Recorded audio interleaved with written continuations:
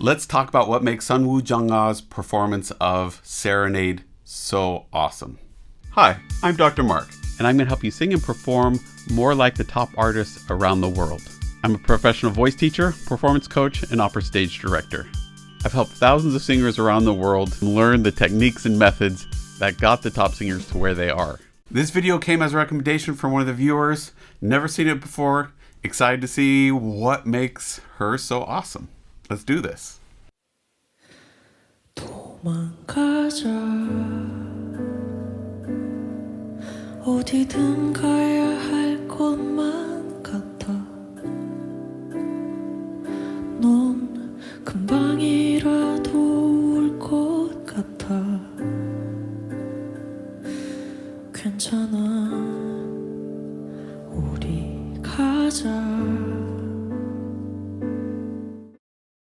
Okay, so what are you seeing so far and what is it communicating to you? What I'm hearing so far, easy, natural voice, nothing's forced, nothing's pushed. Really conversational in how it's dealing with language, meaning accents are on the right syllables, it's not monotone, it's got some lyricism to it, and that's really makes it easy to hear, makes us feel a little more empathetic because it feels like we're just talking to someone, right? Really cool. Also, what we're seeing here is we're seeing this mic right up next to her mouth. We're seeing a professional. Love it. We're also not seeing any tension in this shoulder and this arm either. That's really important. We're holding this mic. It's so easy for tension to creep into this neck, shoulder, and arm. And we want to avoid that because that can, A, get that arm really tired and fatigued, and B, cause some strain up here in our voice as well. So that alone is awesome. 2, what we're wearing is we're wearing a really simple dress, a lot of shoulder, arms, skin showing, some sparkles in her hair. It really kind of communicates vulnerability, not being guarded, being open. Also, we're seeing this particular video in monochrome, and that kind of gives us this feeling of reminiscence, or at least not having any varnish on it, right? It really just highlights the contrasts of facial planes. We aren't distracted by colors. It lends to a sense of honesty that I'm interested to see whether or not that continues and how that plays out the rest of the song. Let's see. 걱정은 잠시 내려놓고 대신 가볍게 짐을 챙기자 실컷 웃고 다시 돌아오자 거기서는 우리 아무 생각 말자 너랑 있을게 이렇게 손 내밀면 내가 잡을게 있을까 두려울 게 어디를 간다 해도 우린 서로를 꼭 붙잡고 있으니. Okay, so we start super relaxed, right? And she's starting to ramp up with what she's doing with her body. We're seeing some tension creep into that arm. We're seeing more movement. We're seeing her start to look down. We're seeing her left hand become more active too. If she wouldn't have been as calm at the beginning, then that wouldn't mean as much now, right? It's that contrast, it's that roller coaster that she's taking on us on that makes us feel empathetic because we saw where she came from and kind of gave us a baseline, right? Of here's neutral, or here's where this emotion started at, or where it's holding it, and then she lets that emotion roll out. What's also helping is that even it kind of has this breathy, aspirate quality in the sound that kind of, again, lends this vulnerability, this softness, this almost like we're hearing her thoughts in her own head type of feeling to what's going on, is we have this consistent airflow going at the same time. If she didn't have that consistent airflow, it'd start sounding like a mistake or like she couldn't breathe or something was wrong. But because she's keeping that airflow really quite consistent, it sounds on purpose. It's really important. We're always trying to find this balance between how to look as realistic and vulnerable and genuine and authentic, while at the same time wanting to look professional and like Everything we do on stage is on purpose and is a choice, and nothing is a mistake. That's a really hard balance to find. It's really hard. The only way to really find it is by a lot of practice. Not just practice on your own, but practice in front of crowds, in front of people with higher stakes involved as well. Because a lot of people find, oh, I did it so well in my bedroom, I could do it on my own really well. And then they get in front of a crowd and they're like, what happened? Like it all just disappeared. It takes practice. And it also takes mental skill and training to be able to let yourself be vulnerable and open and expressive in front of an audience with that level of attention and stress happening all at the same time. What I love here is that it seems like she's not worried about anything other than communicating and being genuine and authentic. And that's gorgeous. She's done her work. She's put in her effort to get this technique so it's working for her and not against her. And it's staying easy. Sounds like the vocal production is relatively easy and simple, genuine and honest. And that's excellent. She's not trying to be something she's not. She's just being who she is with her voice, as genuine and authentic as possible. And the result is that it's beautiful.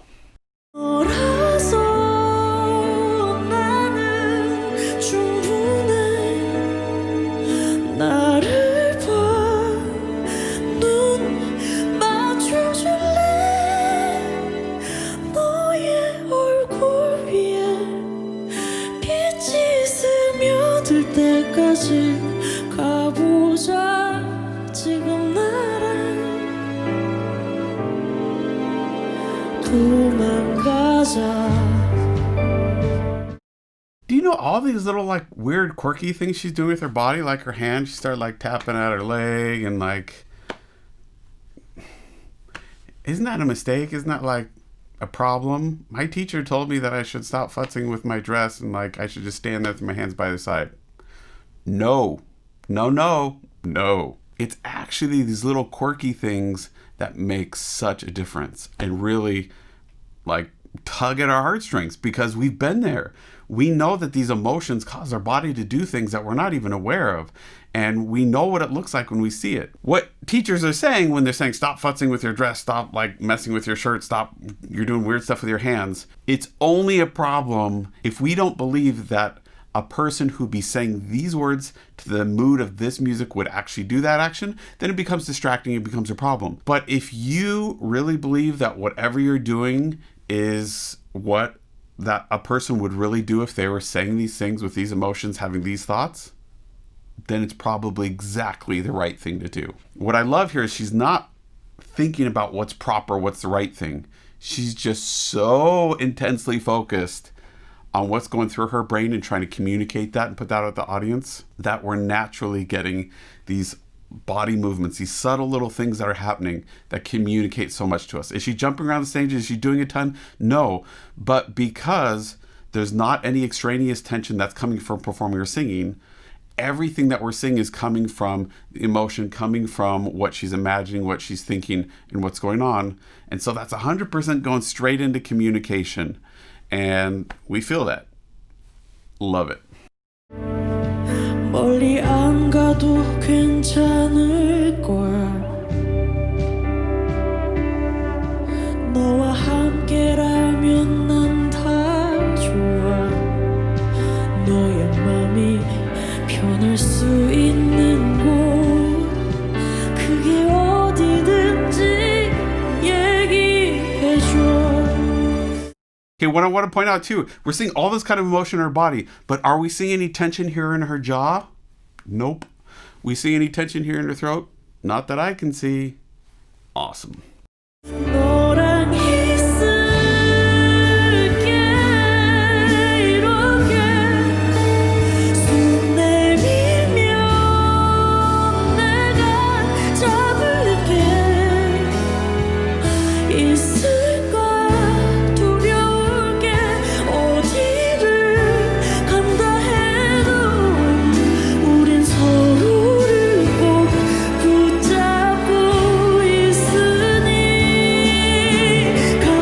Okay, so I'm interested to see where else this goes in terms of vocally because it's getting clearer more robust, louder as we go. You'll notice those higher notes, she pulls back into this placement that's a little further back, more breathy. A lot of people call it more kind of a head voice type of sound. And she's doing it in the middle of a phrase, right? Usually we want to avoid this big kind of register shift jump feeling in a phrase, and we want it to sound really smooth and consistent. But there are exceptions. And in this situation, with this style, that kind of is this jazzy, it's kind of Mariah Carey-ish, where I wouldn't be surprised if she could hit those top notes really bright, but that kind of flip into that softer place is fitting. It kind of matches this. Imagine if she went full voice, really clean, clear sound there at the top right now. It'd just be a little too much. It'd be probably a little too bright, brash, and it just pop out too much. And so by pulling it back, make it a little breathy, it actually smooths it out, even though we have these big leaps up to this high place. It also makes it sound like a little bit like a sob and a cry, which tugs at our heartstrings a little bit more. So though I would suggest most of the time choosing a sound and a placement and how you're using your voice so it sounds smooth across at least the entire phrase, if not the entire section of a song, there are exceptions. And I think this is one of them. I love what she's doing.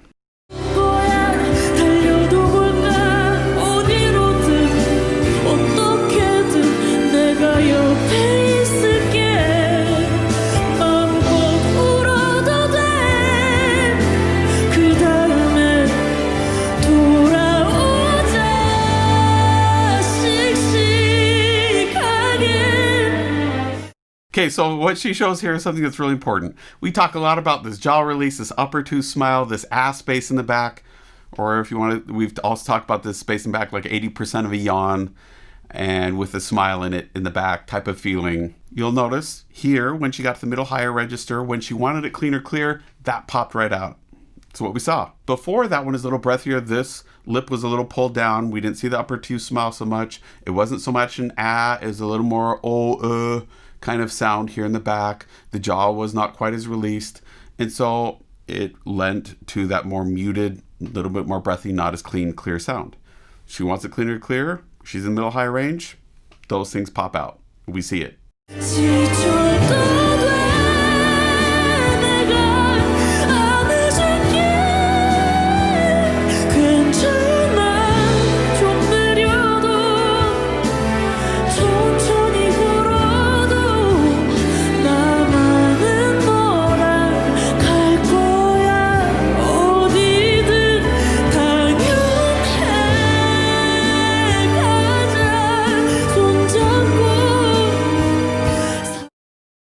So, again, she's just standing here, but it's so expressive. Why is it so expressive? What is making it so expressive if she's just standing there? The key is to realize that we read emotion, and emotion works from the top down. If you imagine that your body becomes more animated and expressive, starting with your eyes, your face, and then your neck position, your shoulders, your arms, and your torso, then your legs, and then your feet, and then you actually take steps. And that to work down the body, it takes more and more emotion. And that it's actually the feet moving that are the least important.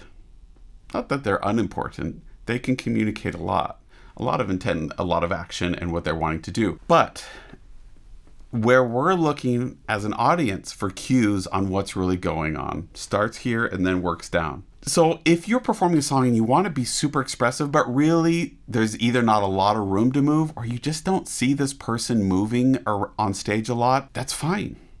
Really focus on making each part of your body, starting at the top and working down, as expressive as possible. And when that's not enough, then add a new part of your body. And when that isn't enough, add a new part of your body. Go ahead and moving right on down, making sure that if that part of your body isn't really involved in that moment, that we aren't building tension in that's coming from singing or from just performing, so that it's ready to respond when you want it to, right? And it's released. Not necessarily relaxed. If you're relaxed and not putting any tension in your body, you turn into a puddle on the floor. But we want the muscles to stay limber and free and ready to respond to any impulses that you have to be expressive. And that's what we're seeing here.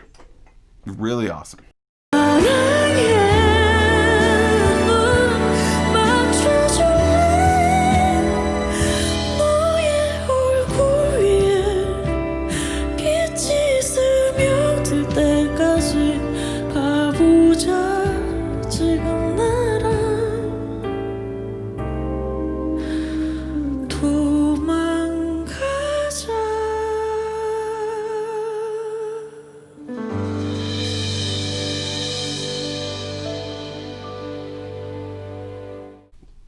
so expressive, gorgeous singing, and it felt so authentic and real and vulnerable and genuine and human and awesome. Really, really exciting to watch. Thank you to the viewer who recommended it. It was definitely worth the time and energy to watch that performance. One of the things that I want to point out too, as you're watching here, is earlier we were talking about how she was able to do so much without moving. That's a really important skill to have. Why? Well, in this moment, she had a single spotlight hitting her in a very specific spot. It didn't look like a follow spot. It didn't look like a moving light. It looked like a stationary light, parcan, that was just hitting her, and she wasn't, if she moved, she would be out of the light. Now, they'd probably scramble and come up with something to hit her and lighter, but it wouldn't be the same effect. So part of being a performer is being able to know how to be as expressive, as artistic, as able to tell the story as possible within a large variety of constraints. Artistry is not necessarily about freedom to do anything. It's about how creative you are within the restraints that you have. So identifying those restraints and then identifying the resources you have to be able to tell the story. And in this case, she didn't need a lot. We didn't need color. Her costume was simple, the lighting was simple, and yet still so powerful and effective. To me, what that points out is that really what we're looking for as an audience is we're looking to see a real human in front of us sharing something that's real and genuine and true. And that's what we're trying to capture as performers. Everything else, just icing on the cake. And is that what every performance is about? No. Some is about being silly and ridiculous and being novel and being a spectacle. That's fun too. But reality is even those performances still have to be tied into something like this to really engage the audience and to keep their attention for very long. And so, love it. Don't forget to click like and subscribe, comment down below, tell me what you loved about this, tell me what you're wanting to hear me react to. Let me help you find your voice as a performer. You can book a time with me at foundyourvoice.com. If you want my feedback on a short video or audio clip, you can also find me on wizio.com, and I look forward to seeing you next time.